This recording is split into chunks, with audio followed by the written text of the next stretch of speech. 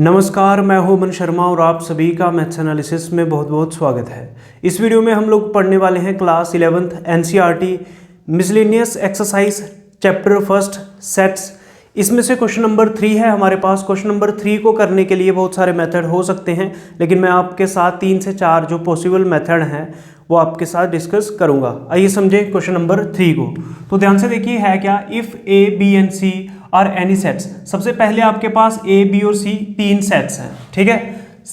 Such that A union B, यहाँ पे ध्यान दो, ए यूनियन बी और ए यूनियन सी दोनों इक्वल हैं। तो पहली बात जो गिवन है इसको लिख दो।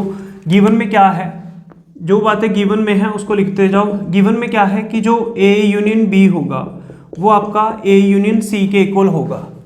सच दैट के बाद जो लिखा है A union B equals to A union C, ये गिवन है। उसके बाद and A intersection B equals to A intersection C. दूसरी बात हमें गिवन है कि ए और बी का इंटरसेक्शन ए और सी के इंटरसेक्शन के इक्वल है, तो ये भी गिवन है। और इसके साथ साथ हमें गिवन है कि A intersection B equals to A intersection C. अब उसके बाद शो दैट का मतलब ये हमें प्रूव करना है, तो इसको हम लिखेंगे टू प्रूव में। टू प्रूव हमें करना क्या है, बी और सी दोनों इक्वल है। तो सबसे पहला मेथड जो हम लोग डिस्कस करेंगे उसमें हम क्या करते हैं, अपनी मर्जी से 3 सेट ले लेते हैं। अब देखो कैसे करेंगे इसको, अपनी मर्जी से 3 सेट लेंगे हम लोग। लेट सेट ए मैं ले लेता हूं जिसमें मैं 2 एलिमेंट ले रहा हूं 1 2। सेट बी ले रहा हूं जिसमें मैं एलिमेंट मान लो 2 और 3 ले लेता हूं, ठीक है। एक एलिमेंट कॉमन रखना। कॉमन क्यों रखना, क्योंकि मेरे को करना क्या है, ए इंटरसेक्शन बी भी निकालना है। जब ए इंटरसेक्शन बी निकालूंगा तो मेरे को कोई कॉमन एलिमेंट चाहिए, इसलिए मैंने सेट ए में ऐसे एलिमेंट लिखे हैं जैसे 1 2, ये 2 इसके पास भी है और सेट बी में भी है, तो इंटरसेक्शन में मेरे को कोई एलिमेंट मिल जाएगा। अब ध्यान से देखो, आपको प्रूव करना क्या है, बी और सी इक्वल प्रूव करना है ना। तो जो आपने बी में एलिमेंट लिए हैं वही सेम एलिमेंट आप सी में भी ले लो। अब ध्यान से देखो, अब सबसे पहले तो आपकी ये दोनों कंडीशंस फुलफिल होनी चाहिए। जब ये दोनों कंडीशंस आपने फुलफिल कर दी, इस तरह से 3 सेट आपने लेट किए हैं, उसके बाद आपको देखना है बी और सी इक्वल शो कर देना, ठीक है। देखो कैसे, सबसे पहले हम लोग ए यूनियन बी फाइंड करेंगे। तो ध्यान से देखो, A union B, A union B कैसे निकलता है, सेट ए के सारे एलिमेंट लिखो, क्या है 1 2, फिर सेट बी के सारे एलिमेंट लिखो, क्या है 2 3। अब सेट्स के अंदर जो रिपीटिशन है वो नहीं करनी होती। ए यूनियन बी कैसे फाइंड करते हैं, सेट ए के सारे एलिमेंट लिखो, फिर सेट बी के सारे एलिमेंट लिखो, तो ये हो गया ए यूनियन बी। लेकिन सेट्स के अंदर ये रूल है, आपको कोई भी एलिमेंट एक से ज़्यादा बार रिपीट नहीं करना। एक सेट के अंदर एक एलिमेंट एक ही बार लिखना है। जैसे ही आपने 2 2 बार लिख दिया तो आपको इसको एक ही बार लिखना है। समझ में आ रही बात। अब सेम इसी तरह से ए यूनियन सी फाइंड कीजिए। ए यूनियन सी कैसे फाइंड करेंगे, सेट ए के सारे एलिमेंट लिखो, 1 और 2 है, और सेट सी के सारे एलिमेंट लिखो, क्या है 2 और 3। अब 2 आपने एक बार लिख दिया, फिर से नहीं लिखना, तो आप सिर्फ 3 ही लिख पाएंगे, ठीक है। समझ में आ गई बात। ए यूनियन सी आ गया। अब ध्यान से देखो, यहां से अगर हम लोग देखें इसको फर्स्ट इक्वेशन, इसको सेकंड माने, ठीक है। ध्यान से देखो, from equation first and second, first और सेकंड इक्वेशन से देखो राइट हैंड साइड क्या आ रहा है 1 2 3, और ए यूनियन सी के राइट हैंड साइड क्या आ रहा है 1 2 3।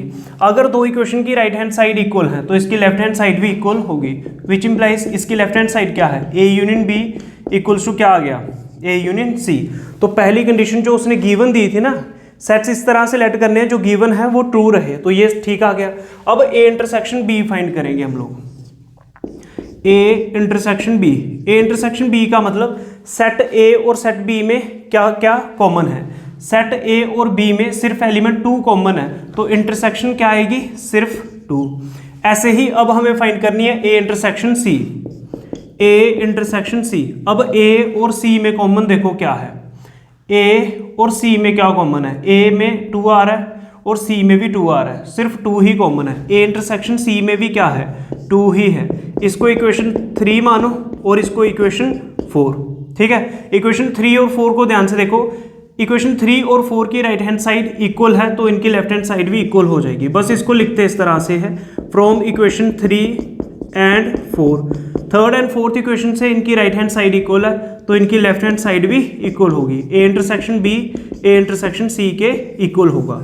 तो ये दोनों बातें जो हमें गिवन थी, एक तो A union B A union C के इक्वल था और A intersection B A intersection C के इक्वल था। ये दोनों बातें इक्वल थी, ठीक है, ये दोनों गिवन था। तो ये दोनों की दोनों जो बातें हमें गिवन थी वो हमने ट्रू प्रूव कर दी। अब इससे देखो सेट ए बी और सी तीन सेट थे, तो यहाँ से अब देखो बी और सी बिल्कुल इक्वल आ रहे हैं। प्रूव क्या करना था, बी और सी इक्वल है, which implies set B equals to C. Set B में क्या आ रहा है, 2 और 3, ठीक है, और सी में भी 2 और 3 आ रहा है। अब मेथड नंबर 2 को समझते हैं। बहुत ही ध्यान से सुनिए इस मेथड को, बड़ा ही ज़्यादा इंपॉर्टेंट मेथड है, ध्यान से सुनिए।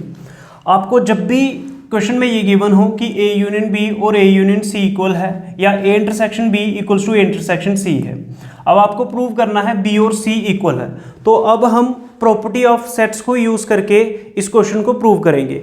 आप चाहो तो या तो A union B equals to A union C इस रिलेशन को यूज़ करो, तब भी आप लोग बी और सी को इक्वल शो कर सकते हो, या आप चाहो तो A intersection B equals to A intersection C इसको यूज़ करके भी हम लोग सेट बी और सेट सी को इक्वल शो कर सकते हैं। मैं दोनों तरीक़ों से आपको बता देता हूँ। पहले हम लोग इसको यूज़ करते हैं।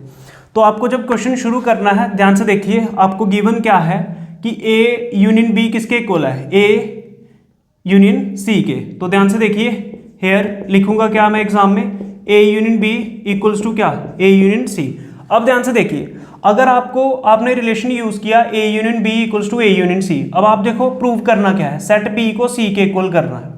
तो अगर आपने यूनियन वाला रिलेशन यूज किया है तो आप क्या करो, सेट बी और सी को इक्वल करना नहीं, आप ए यूनियन बी की अगर यूनियन वाला रिलेशन है तो इसकी इंटरसेक्शन कर दो दोनों साइड, किससे, सेट बी के साथ। ए यूनियन सी था, ध्यान से देखना, ए यूनियन सी था, अगर अंदर यूनियन है तो बाहर इंटरसेक्शन कर दो, किसके, जिस सेट के इक्वल करना, बी और सी को इक्वल करना नहीं, तो सेट बी के साथ इंटरसेक्शन कर दो। बहुत ही ध्यान से सुनो, अगर आप यूनियन वाला रिलेशन यूज करना चाहते हो, यूनियन वाला रिलेशन यूज करना है तो आपको बाहर इंटरसेक्शन करनी पड़ेगी, किससे, जिसके इक्वल करना है, सेट बी के, तो बी से। अब दूसरी बार सेम ये ही यूनियन वाला रिलेशन यूज करना है और आपको बाहर इंटरसेक्शन कर देनी है, किससे, सेट सी के, इससे बी और सी इक्वल आ जाता है। ध्यान से देखिए, ध्यान से देखिए कैसे। अब देखो ये होता है एब्जॉर्प्शन लॉ। एब्जॉर्प्शन लॉ क्या कहता है, जब भी दो सेट का यूनियन हो, ध्यान से सुनना, जब भी दो सेट का यूनियन हो और यूनियन के बाहर क्या हो, इंटरसेक्शन हो, और इन्हीं दोनों सेट में से कोई एक सेट बाहर हो, जैसे ए यूनियन बी है, बाहर यूनियन की जगह इंटरसेक्शन हो, और ए और बी में से कोई एक सेट हो, तो सेट बी है, तो इसका आंसर सेट बी ही आता है। इसको बोलते हैं एब्जॉर्प्शन लॉ। मैं प्रूव भी करवा देता हूं, उससे पहले यहाँ पे लगेगा डिस्ट्रीब्यूटिव लॉ। तो आइए समझते हैं पहले वेन डायग्राम की मदद से कि वो कैसे हुआ। ध्यान से देखिए, अगर आपके पास सेट ए में एलिमेंट है मान लो 1 2 और सेट बी में एलिमेंट है मान लेते हैं 2 और 3, ध्यान से देखना। अब आप अगर ए यूनियन बी निकालते हो, ध्यान से देखना, ए यूनियन बी क्या होगा, 1 2, ए यूनियन बी में क्या करते हैं, सेट ए के भी सारे एलिमेंट लिखो, सेट बी के भी सारे। सेट ए के सारे एलिमेंट क्या है, 1 2, सेट बी के सारे एलिमेंट क्या है, 2 और 3। 2 ऑलरेडी लिख दिया, एक बार और नहीं लिखेंगे, सिर्फ 3 लिखेंगे, तो ये आ गया ए यूनियन बी। और सेट बी क्या है, 2 3। अब यहाँ पे हमें क्या करना है, ए यूनियन बी और सेट बी की इंटरसेक्शन लेनी है। मतलब जो ए यूनियन बी है और सेट बी है, इसमें कॉमन एलिमेंट क्या आ रहा है, कॉमन एलिमेंट क्या आ रहा है, 2 और 3। और 2 और 3 क्या है, मतलब अगर मैं बी की इंटरसेक्शन करूं, किससे, ए यूनियन बी से। ध्यान से देखो, सेट बी की इंटरसेक्शन करें ए यूनियन बी से, तो क्या आ रहा है, 2 3। 2 3 तो खुद क्या है, सेट बी। समझ में आ रही बात। तो ये एब्जॉर्प्शन लॉ होता है, जब भी दो सेट की यूनियन करें और बाहर क्या हो, इंटरसेक्शन हो, और इन्हीं दोनों सेट में से कोई एक सेट बाहर हो, तो इसका आंसर यही बाहर वाला सेट आ जाता है। इसको बोलते हैं एब्जॉर्प्शन लॉ। ठीक है, वेन डायग्राम से भी हम लोग समझ सकते थे, एलिमेंट से समझ दिया। आप इसको as it is as a formula इसको याद रखें। अब राइट साइड लगेगा डिस्ट्रीब्यूटिव लॉ। ध्यान से देखना, करना क्या है, B intersection A union C. ध्यान से देखना, अब आप इसको जैसे बचपन में आप लोग करते थे नहीं, 2 मल्टीप्लाई एक्स प्लस वाई, मान लो ऐसा, तो इसको कैसे करते थे, पहले 2 को एक्स से मल्टीप्लाई करते थे, 2 मल्टीप्लाई एक्स, फिर क्या लिखते थे बीच में प्लस, फिर क्या करते थे 2 मल्टीप्लाई वाई, 2 मल्टीप्लाई वाई। अब ऐसा मान लो आपने 2 किसकी जगह पे रखा है, सेट बी की जगह, और मल्टीप्लाई किसकी जगह, इंटरसेक्शन, एक्स किसकी जगह, सेट ए की जगह, प्लस किसकी जगह, यूनियन की जगह, वाई किसकी जगह पे रखा हुआ है, सेट सी के स्थान पे। तो ध्यान से देखो आंसर में क्या आ रहा है, 2 मल्टीप्लाई एक्स, तो 2 क्या था, बी, मल्टीप्लाई की जगह क्या था, इंटरसेक्शन, और एक्स की जगह पे क्या था, ए, ठीक है। फिर बीच में क्या आ रहा है, प्लस, प्लस के जगह पे क्या था, यूनियन। 2 मल्टीप्लाई वाई, 2 के स्थान पे क्या था, बी, ठीक है। फिर मल्टीप्लाई, मल्टीप्लाई की जगह पे क्या है, इंटरसेक्शन, वाई, वाई की जगह पे क्या है, सी, ठीक है। तो इस तरह से ये इसको बोलते हैं डिस्ट्रीब्यूटिव लॉ, ठीक है। तो ये यहाँ पे जो आपके पास यहाँ पे दिख रहा है राइट साइड, यहाँ पे डिस्ट्रीब्यूटिव लॉ जो है वो लग जाएगा। तो डिस्ट्रीब्यूटिव लॉ लगाइए, क्या आ जाएगा, B intersection A, B intersection A, इसको करो बी इंटरसेक्शन ए, फिर क्या आएगा, union B intersection C, B intersection C. ये कैसे आया, इस तरह से, B intersection A union B intersection C, ठीक है। इसको बोलते हैं डिस्ट्रीब्यूटिव लॉ, और जो यहाँ पे लगा इसको बोलते हैं एब्जॉर्प्शन लॉ, ठीक है। ये आपकी आ गई राइट हैंड साइड। अब आप चाहो तो set B equals to B intersection A, ध्यान से देखो, बी इंटरसेक्शन ए किसके इक्वल है, ए इंटरसेक्शन सी के। तो इसके आगे मैं लिख सकता हूं ए इंटरसेक्शन सी, ध्यान से देख लो, बी इंटरसेक्शन ए किसके इक्वल है, ए इंटरसेक्शन सी के। तो बी इंटरसेक्शन ए की जगह लिख दिया मैंने A intersection C union B intersection C. इसको मैं इक्वेशन फर्स्ट मान के यहाँ पे छोड़ दूंगा, और यहाँ पे जो आपने यूज किया है वो लिख दो कि गिवन आपको क्या था, क्योंकि ए इंटरसेक्शन बी जो है वो किसके इक्वल गिवन था, ए इंटरसेक्शन सी के। ये क्या था, गिवन था। यहां तक नोट कर लो, फिर आगे समझते हैं। अब नेक्स्ट समझते हैं। अभी तक हमने क्या किया, ध्यान से सुनिए। हमने A union B equals to A union C इसको यूज किया, दोनों साइड सेट बी से इंटरसेक्शन की थी। अब हम दोनों साइड सेट सी से इंटरसेक्शन करेंगे। ध्यान से देखिए क्या है, ए यूनियन बी किसके इक्वल गिवन था, ए यूनियन सी के। तो दोनों साइड हम लोग इंटरसेक्शन करेंगे किससे, सेट सी से। A union B equals to set C से इंटरसेक्शन करेंगे दोनों साइड। अब सेट सी से क्यों इंटरसेक्शन कर रहे हो, मैंने आपको पहले ही बताया, अगर आप यूनियन वाला रिलेशन यूज कर रहे हो जो आपको गिवन है, ठीक है। अब आपने बी वाला रिलेशन यूज कर दिया, अब सेट बी को सी के इक्वल करना है, तो आपको क्या करना है, दोनों साइड इंटरसेक्शन कर देनी है सी से। अब ध्यान से देखो, यहां पे लगेगा डिस्ट्रीब्यूटिव लॉ, जैसे पहले लगाया आप लोग वैसे कर सकते हो। तो क्या आएगा, सी intersection A, C intersection A, जिसको नहीं पता चला वो वीडियो को वापस देखे, ठीक है। सी इंटरसेक्शन ए, फिर यूनियन सी इंटरसेक्शन बी। समझ में आ रही बात। अब यहां पे देखो, दोनों सेट का जब भी यूनियन हो, ए यूनियन सी, और इन्हीं दोनों में से किसी एक सेट के साथ बाहर इंटरसेक्शन हो, तो इसको बोलते हैं एब्जॉर्प्शन लॉ।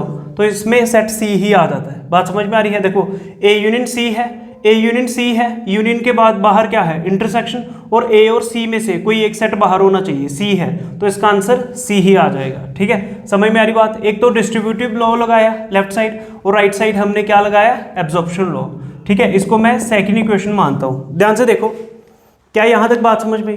अब इसको ध्यान से देखो, सेकंड इक्वेशन की ना आप लोग लेफ्ट साइड देखो, सी इंटरसेक्शन ए, इधर देखो सी इंटरसेक्शन ए यूनियन, इधर देखो union C intersection B, C intersection B.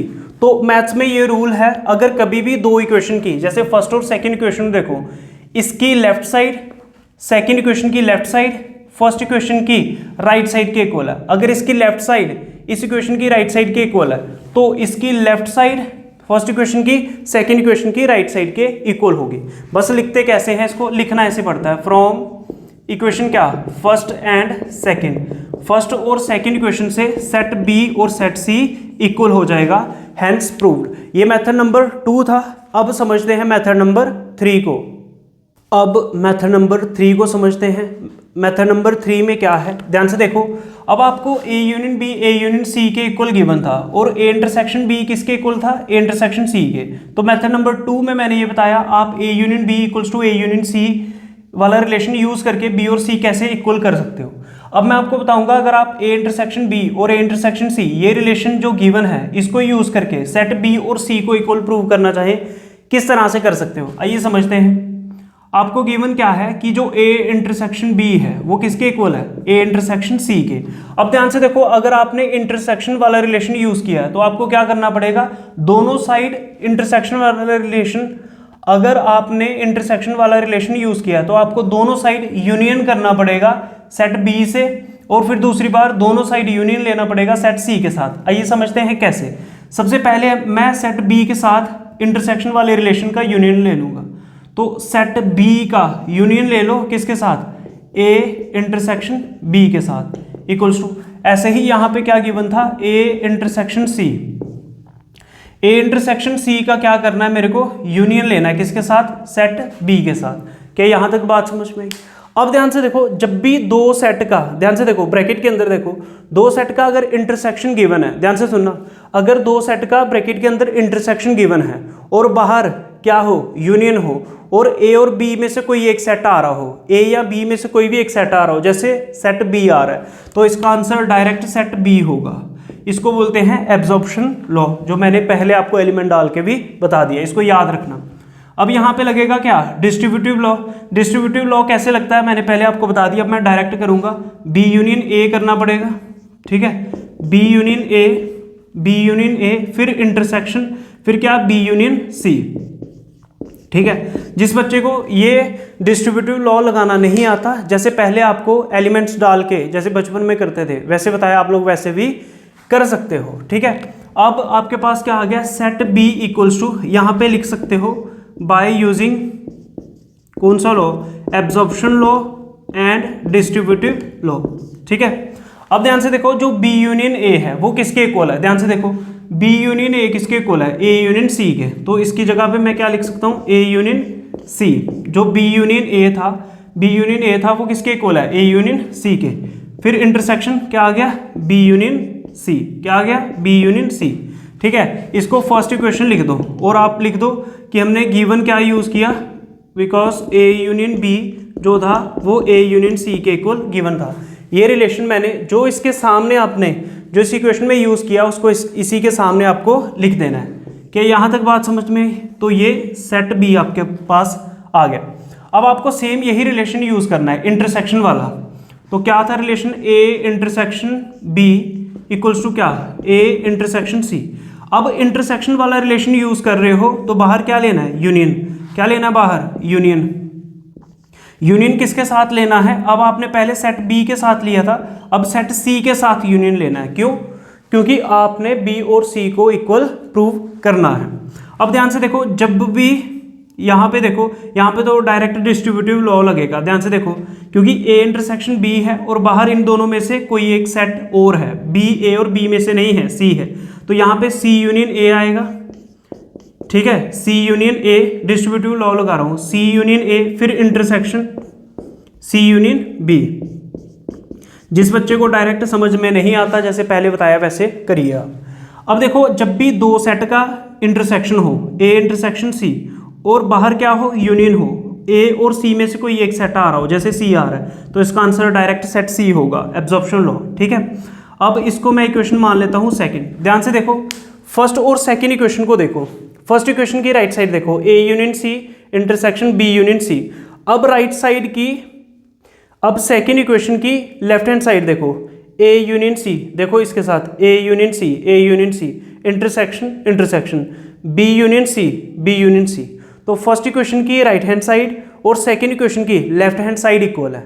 अगर मैथमेटिक्स में ये रूल है, अगर किन्हीं भी दो इक्वेशन की लेफ्ट साइड और इसकी राइट के इक्वल है, या इसकी राइट हैंड साइड इसकी लेफ्ट हैंड साइड के इक्वल है, तो इसकी लेफ्ट हैंड साइड इस इक्वेशन की राइट हैंड साइड के इक्वल होगी। लिखते कैसे है इसको, from equation first and second, first and second equation आपको डायरेक्ट लिख देना है, सेट बी और सेट सी इक्वल होगा। तो ये मेथड 3 आपके कंप्लीट हुए। अब समझेंगे मेथड नंबर 4 को। अब समझते हैं मेथड नंबर 4 को, और मेथड नंबर 4 बहुत ही ज़्यादा इंपॉर्टेंट है और मेरा फेवरेट मेथड है।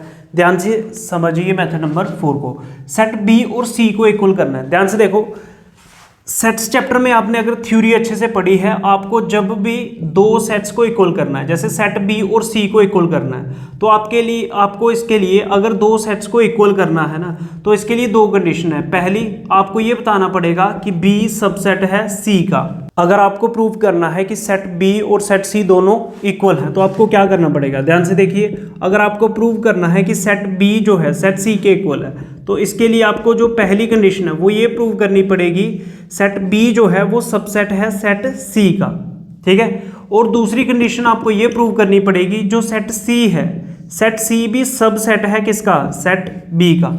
अगर आपने किसी तरह से दो सेट्स को इक्वल करना है तो पहली बात तो आपको ये करना पड़ेगा कि जो पहले वाला सबसेट है, जो पहले वाला सेट है वो दूसरे सेट का सबसेट है, और जो दूसरे वाला सेट है मतलब सेट सी है ये भी सबसेट है किसका, पहले वाले सेट का। इसका मतलब क्या हुआ कि पहले सेट के सारे एलिमेंट दूसरे सेट के अंदर आ रहे हैं, और दूसरे सेट के सारे एलिमेंट पहले सेट के अंदर आ रहे हैं। अगर पहले सेट के सारे एलिमेंट दूसरे सेट के अंदर आ रहे हैं, या दूसरे सेट के सारे एलिमेंट पहले सेट के अंदर आ रहे हैं, तो वो दोनों सेट इक्वल ही होंगे, या कह सकते हो दोनों सेट क्या होंगे, एक दूसरे के सबसेट। जैसे देखो सेट बी में आपके पास अगर एलिमेंट है 2,3 और सेट सी के अंदर भी एलिमेंट है 2,3, तो आप देखो सेट बी के सारे एलिमेंट सेट सी के अंदर आ रहे हैं, मतलब जो बी है वो सबसेट है सेट सी का। सबसेट का क्या मतलब, सेट बी के सारे एलिमेंट सेट सी के पास होने चाहिए। ऐसे ही यहाँ पे देखो सेट सी के सारे एलिमेंट सेट बी के पास भी आ रहे हैं, मतलब सेट सी भी क्या है, सबसेट है किसका, बी का। अगर दोनों सेट एक दूसरे के सबसेट हों तो इससे ये पता चलता है कि दोनों सेट इक्वल हैं, जैसे यहाँ पे। ठीक है, अब देखो इसके लिए मैं क्या करूँगा, ध्यान से देखिए, बड़ा ही ज़्यादा इंपॉर्टेंट मेथड है। आप सबसे पहले क्या कर लो, मैं लेट कर लेता हूँ, let X belongs to B. X का मतलब एक ऐसा एलिमेंट मैंने अपने से लेट कर लिया, ध्यान से देखना। एक्स का मतलब सारे के सारे एलिमेंट भी हो सकते हैं या कोई एक एलिमेंट मान सकते हो। ठीक है, एक्स मैंने एक ऐसा एलिमेंट लेट कर लिया जो सेट बी के पास है। ठीक है, जैसे इसमें से जैसे यहाँ पे 2 और 3 था, मान लो किसी को एक्स मान लो, जैसे इस 2 को मैंने एक्स मान लिया। ठीक है, तो इस मेथड को किस तरह से करते हैं, ध्यान से देखना। आपने अपनी मर्जी से एक एलिमेंट एक्स लिया, वो सेट बी के अंदर मान लिया। अब देखो जो एलिमेंट सेट बी के पास है, अब एक सेट आपके पास और है, जैसे सेट ए है। सेट ए में मान लो मेरे पास 1 2 है। ठीक है, अब अगर कोई एलिमेंट सेट बी के पास है तो वो सेट ए के पास हो भी सकता है, नहीं हो सकता। अगर आपने कोई एक एलिमेंट जैसे एक्स मैंने माना बी में कोई एलिमेंट माना एक्स, अब इसके कारण क्या हो सकता है, ठीक है, दो केस बनेंगे। ठीक है, which implies X belongs to A और X does not belongs to A. अगर कभी भी एक एलिमेंट मैंने सेट बी में लिया, अगर कोई एलिमेंट सेट बी का है, इसका मतलब वो ए के पास हो भी सकता है और ए के पास नहीं भी हो सकता है। जैसे अगर आपने x माना है 2 को तो ये 2 ए में है, अगर आप x मानते 3 को तो ये 3 ए के पास नहीं है। मतलब अगर आप b का कोई एलिमेंट मानते हो x, उसकी दो पॉसिबिलिटी है, या तो वो a के पास हो सकता है या तो वो a के पास नहीं हो सकता। तो मैंने दोनों के दोनों केस लिख दिए कि a के पास हो भी सकता है और a के पास नहीं भी हो सकता। ठीक है, अब ध्यान से देखो, अब दोनों केसेस को हम बारी बारी सॉल्व करेंगे। पहला केस फर्स्ट, ध्यान से देखना, और यहाँ पे करेंगे हम लोग केस सेकंड। बड़ा ही इंटरेस्टिंग मेथड है, अगर ये आपको एक बार समझ में आ गया, समझ लो सेट्स चैप्टर जो है वो आपको समझ में आ गया। अब ध्यान से देखो, अगर x सेट b में है, ठीक है, ये मान के चलना आपको, और x a में भी है, तो मैं यहाँ से शुरू करता हूँ। If x belongs to a, अब x कोई एलिमेंट है वो a के पास है, x एक ऐसा एलिमेंट है वो b के पास भी है, और वही एलिमेंट x a के पास भी है। ठीक है, x एक ऐसा एलिमेंट है जो a के पास भी है और b के पास भी है। मतलब जैसे मैंने 2 को माना, 2 जो है b के पास भी है और यही 2 जो है वो a के पास भी है, तो इसका मतलब a और b का कॉमन एलिमेंट हुआ 2। समझ में आ रही बात, a और b का कॉमन एलिमेंट हुआ 2। इसका मतलब अगर कोई एलिमेंट a के पास भी है, वही एलिमेंट b के पास भी है, तो इसका मतलब वही एलिमेंट जो होगा वो दोनों की इंटरसेक्शन में भी होगा। ठीक है, तो ध्यान से देखो, अगर x b के पास भी है और वही x एलिमेंट a के पास भी है, अगर सेम एलिमेंट दो अलग अलग सेट के पास हो तो वो दोनों उन सेट की इंटरसेक्शन के पास भी होता है। इसका मतलब अगर a इंटरसेक्शन b में x है, इसका मतलब a इंटरसेक्शन b जो है, अब मैं देखता हूँ किसके इक्वल है, a इंटरसेक्शन b तो a इंटरसेक्शन c के इक्वल है। तो जहां पर a इंटरसेक्शन b लिखा था वहां पे मैं a इंटरसेक्शन c लिख सकता हूँ। रीजन क्या दोगे कि ये हमें गिवन था। तो ध्यान से देखो, अब x a इंटरसेक्शन c में आ रहा है, इसका मतलब क्या हुआ, इंटरसेक्शन में तभी एलिमेंट आता है जब x पहले सेट में भी हो। x अगर a इंटरसेक्शन c में आ रहा है, ठीक है, a इंटरसेक्शन c का मतलब कि x सेट a के पास भी है and x belongs to c, x दूसरे सेट में भी है। इंटरसेक्शन में एलिमेंट तभी होता है जब वो दोनों के दोनों सेट के पास हो। तो आप देखो आपने क्वेश्चन कहाँ से शुरू किया था, अगर आप यहाँ पे भी देखना चाहें, अब आप यहाँ पे अगर ए इंटरसेक्शन सी करें, ए और सी में कॉमन क्या है 1 2 2 3, तो 2 कॉमन है, तो देख लो 2 मैंने x को माना था, वही x ए इंटरसेक्शन सी में भी है, मतलब ए इंटरसेक्शन सी में है, इसका मतलब वो जो 2 था वो सी के पास भी है, सी के पास भी है। कुछ समझ में आ रहा है? आप नहीं समझ में आ रहा है, यहाँ पे देखो आपने एक एलिमेंट लिया x जो सेट बी में था, अब वही एलिमेंट जो है ना सी में भी है। समझ में आ रही बात? एक एलिमेंट था x जो सेट बी के पास था, वही एलिमेंट जो है सेट सी के पास भी है, तो इसका मतलब हुआ b के सारे एलिमेंट मैं c में दिखा सकता हूँ। अगर सेट b के सारे एलिमेंट सेट c में आ सकते हैं, इसका मतलब कि सेट b जो है वो सबसेट है सेट c का। कुछ बात समझ में आ रही? सेम इसी तरह से हम लोग केस सेकंड को करेंगे। अब यहाँ पे मैंने माना है अगर x does not belongs to A, x a में नहीं है, ध्यान से देखना, x a में नहीं है लेकिन x b के पास तो है। अब अगर कभी भी दोनों में से किसी एक सेट के पास एलिमेंट हो, ठीक है, जैसे x b में है लेकिन x a में नहीं है, तो इसका मतलब क्या होता है कि x a यूनियन b के पास तो होगा। बात समझ में आ रही है? a के पास अगर कोई एलिमेंट नहीं है लेकिन a यूनियन b के पास तो वो पहुंच जाएगा अगर वो एलिमेंट सेट b में है। देखो कैसे, अब आप यहाँ पे ध्यान से देखो, अगर आप लोग a यूनियन b फाइंड करोगे, ध्यान से देखो a यूनियन b क्या आएगा 1 2 और b क्या है 2 3, तो मतलब क्या आएगा a यूनियन b 1 2 और 3। जैसे मान लो b, अब x मैं इसको ना मान के इसको x मान लेता हूँ, ये x जो है 3 जो है ये a में नहीं था, लेकिन जब मैंने a यूनियन b किया तो ये 3a यूनियन b में पहुंच गया। समझ में आ रही बात? अगर कोई एलिमेंट b के पास है और वही एलिमेंट a के पास नहीं है, कोई एलिमेंट b के पास है और वही एलिमेंट a के पास नहीं है, इसका मतलब वो एलिमेंट a यूनियन b के पास हो सकता है, हो सकता नहीं होगा, ठीक है। विच इम्प्लाइज, अब इसका a यूनियन b का यूनियन का मतलब होता है या तो x a के पास होगा या x b के पास होगा, ठीक है। इससे पहले आप पता क्या यूज कर लो, ध्यान से देखो, ध्यान से देखो, इसका मतलब क्या, x बिलोंग्स टू, अब देखो a यूनियन b किसके इक्वल है, आपका जो a यूनियन b है वो a यूनियन c के इक्वल है। a यूनियन b किसके इक्वल है, a यूनियन c के। अब देखो यूनियन में कोई एलिमेंट कब पहुंचता है, या तो वो पहले सेट में हो या तो वो दूसरे सेट में हो।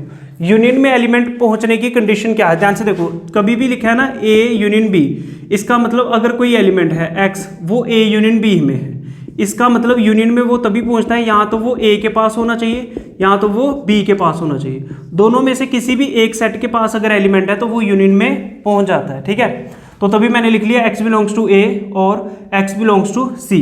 लेकिन ये तो चीज़ गलत है क्योंकि आपने ऊपर लिखा है x a में नहीं है, ठीक है, but x does not belongs to a, ठीक है, समझ रहे हो।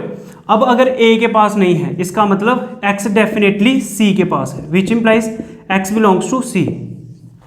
अब x एक ऐसा एलिमेंट था जो b के पास था और वही एलिमेंट जो है वो आपने c में पहुंचा दिया, मतलब सेट b के सारे एलिमेंट आपने सेट c में पहुंचा दिए। इसका मतलब अगर सेट b के सारे एलिमेंट सेट c के पास हैं तो b जो है वो सबसेट होगा सेट c का। क्या यहाँ तक बात समझ में? अब सेट c को b का सबसेट प्रूव करेंगे। अब हमें सेट c को सबसेट प्रूव करना है सेट b का, तो इसके लिए हम क्या करेंगे, कोई एलिमेंट लेट करेंगे सेट c में और उसको दिखा देंगे सेट b में। तो मैं लेट कर रहा हूँ एक अपने से कोई element y belongs to set c। अब कोई एलिमेंट है c में आ रहा है, अब इसके साथ दो केस बनेंगे। अगर कोई एलिमेंट सेट c में है, इसका मतलब y जो है ये एलिमेंट a में हो भी सकता है या यही एलिमेंट जो y है a में नहीं होगा, या तो ये y एलिमेंट सेट a में होगा या तो ये एलिमेंट y जो है a में नहीं होगा।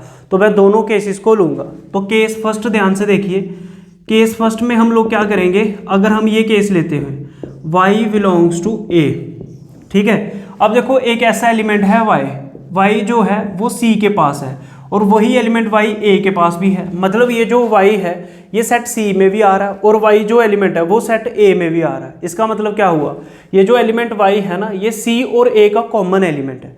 कॉमन का मतलब ये दोनों सेट में आ रहा है, दोनों सेट में आ रहा है तो इंटरसेक्शन में पहुंच जाएगा। इसका मतलब y जो है ना ये किसको बिलोंग करेगा, a इंटरसेक्शन c को। ये कैसे आया, क्योंकि y एक ऐसा एलिमेंट है जो सेट c के पास भी है और यही एलिमेंट y जो है सेट A के पास भी है।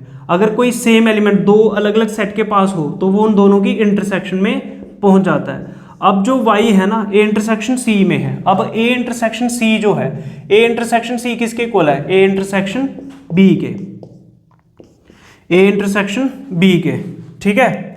अब y जो एलिमेंट है ये किसके इक्वल है? अब y जो एलिमेंट है किसको बिलोंग कर रहा है? A इंटरसेक्शन B को। अब देखो इंटरसेक्शन में कोई भी एलिमेंट कब पहुंचता है? जब ये दोनों के दोनों सेट के पास हो। इसका मतलब y belongs to set A and y belongs to set B, ठीक है। इंटरसेक्शन में पहुंचने का क्या मतलब? ये जो एलिमेंट होगा y A के पास भी होगा और यही एलिमेंट y किसके पास होगा? सेट B के पास भी होगा। तो आपने देखो एक एलिमेंट लिया C का और वही एलिमेंट y जो है वो B में भी आ रहा है। इसका मतलब क्या हुआ कि C के सारे एलिमेंट जो हैं वही एलिमेंट B के पास भी हैं। मतलब सेट C के सारे एलिमेंट सेट B के अंदर भी आ रहे हैं। इसका मतलब जो सेट C है ना ये सबसेट हो जाएगा सेट B का। अब केस सेकंड को सॉल्व करते हैं। केस सेकंड क्या कह रहा है? मान लेते हैं कि जो है ना y, if y does not belongs to set A, y A को बिलोंग नहीं कर रहा। मतलब जो एलिमेंट y है, एलिमेंट y जो है सेट C के पास तो है लेकिन A के पास नहीं है। अगर कभी भी ऐसा केस हो कोई एक एलिमेंट सेट C में है लेकिन वही एलिमेंट A में नहीं है, इसका मतलब दोनों के पास नहीं है लेकिन दोनों में से किसी भी एक सेट के पास है, तो इन दोनों सेट की जो यूनियन होगी उसमें ये एलिमेंट y पहुंच जाएगा। y belongs to A union C। अब A यूनियन C देखो किसके इक्वल है? A यूनियन B के, ठीक है। अब यूनियन में होने का क्या मतलब? यहाँ तो एलिमेंट पहले सेट में होगा, यूनियन का मतलब, और यहाँ तो एलिमेंट पहले सेट में होगा, यहाँ तो यही एलिमेंट किस में होगा? दूसरे सेट में होगा। लेकिन y बिलोंग्स टू A, ये तो गलत है क्योंकि ऊपर आपने माना कि y A को बिलोंग नहीं कर रहा, but y does not belongs to कहाँ पे? A। इसका मतलब अगर y A को नहीं बिलोंग कर रहा, इसका मतलब y किसको बिलोंग करेगा? B को। मतलब y जो एलिमेंट है B के पास आ रहा है। तो आपने दूसरे केस में भी ये प्रूव कर दिया कि एक एलिमेंट y है जो सेट C के पास है और वही एलिमेंट जो है B के पास भी है। सेम इसी तरह से हम C के सारे एलिमेंट सेट B में दिखा सकते हैं। इसका मतलब क्या हुआ? इसका मतलब ये हुआ कि C के सारे एलिमेंट सेट B के पास है, तो C सबसेट हो जाएगा सेट B का, ठीक है। जो इससे पहले हमने केस डिस्कस किया उसमें हमने प्रूव किया, इससे पहले जो केस हमने डिस्कस किया उसमें हमने प्रूव किया कि B जो है ना वो सबसेट है सेट C का। अब आपने क्या प्रूव कर दिया? दोनों केस में C सबसेट है B का, C सबसेट है B का। अगर कभी भी B सबसेट है C का और C सबसेट है B का, मतलब B के सारे एलिमेंट सेट C के पास हैं और सेट C के सारे एलिमेंट सेट B के पास है, इसका मतलब सेट B और C इक्वल होते हैं। ये सबसे अच्छा मेथड है इस क्वेश्चन को करने का। अगर आपने इस मेथड को नहीं समझा तो इसका मतलब सेट्स चैप्टर को आपने अच्छे से नहीं समझा। अब ध्यान से सुनिए, जब भी क्वेश्चन खत्म हो गया, जब भी इंटरसेक्शन की बात आए तो वो एलिमेंट जो होगा ना दोनों के पास होगा, ठीक है, समझ रहे हो। और जब भी यूनियन की बात आए, यूनियन का मतलब या तो वो पहले सेट में होगा या तो वो दूसरे सेट में होगा। इंटरसेक्शन का मतलब अगर कोई एलिमेंट इंटरसेक्शन के पास है तो वो पहले सेट में भी होना जरूरी है और दूसरे में भी होना जरूरी है। अगर आपको मैथ्स एनालिसिस की ये क्लासेस अच्छी लग रही हैं तो वीडियो को लाइक करो, शेयर करो, चैनल को सब्सक्राइब करो। जय हिंद, जय भारत, नमस्कार।